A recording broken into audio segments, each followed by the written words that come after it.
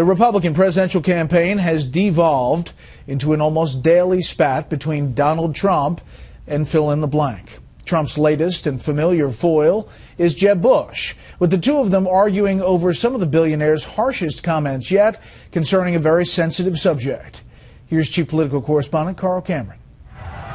Had he been president in 2001, Donald Trump says the 9/11 attacks might not have happened. I am extremely tough on illegal immigration. I'm extremely tough on people coming into this country. I believe that if I were running things, I doubt those families would have, I doubt that those people would have been in the country. Except most of the hijackers were legally in the United States. Trump was defending his criticism of Jeb Bush for saying his brother did keep the nation safe after the attacks. Trump took it in a pre-9/11 context. I'm not blaming George Bush, but I don't want Jeb Bush to say my brother kept us safe, because September 11th was one of the worst days in the history of this country. My brother responded to a crisis, and he did it as you would hope a president would do. He united the country, he organized our country, and he kept us safe.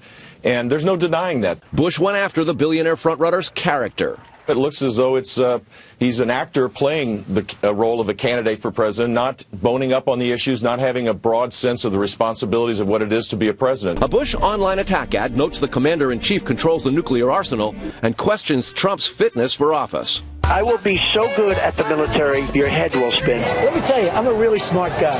Calling it to Fox and Friends this morning, Trump backed up and refocused on Iraq. Did he keep us safe at home? Well, we haven't had a major problem at home. I agree with that. I never disagreed with that. But we attacked a country. And you know what we have for it right now? Zero. Meanwhile, Dr. Ben Carson clarified his claim in the last GOP debate that he would have avoided the war in Afghanistan by threatening to make the U.S. energy independent, causing moderate Arab states to hand over bin Laden in 2 weeks. I think that probably would have trumped any loyalty that they had to people like Osama. Being able to use our drones and being able to use our intelligence and things of that nature, I think that's probably all that was necessary in Afghanistan. The GOP frontrunners are at odds with party hawks. Some idea that the Saudis and other Gulf Arab states would find bin Laden if we declared energy independence makes no sense to me.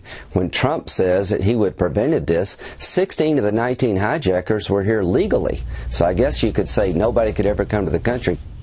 9 days to the next GOP debate and 15 weeks to the first caucuses in Iowa. And on foreign policy, Republicans are at war, not just with Democrats, but with one another, Bret. You look at the newest poll, the NBC Wall Street Journal poll, Trump hitting his highest mark at 25%. Carson right on his heels and Rubio at third, but way back in the low teens as compared to Trump and Carson, which are a good, solid lead ahead of him. All right, Carl, thank you.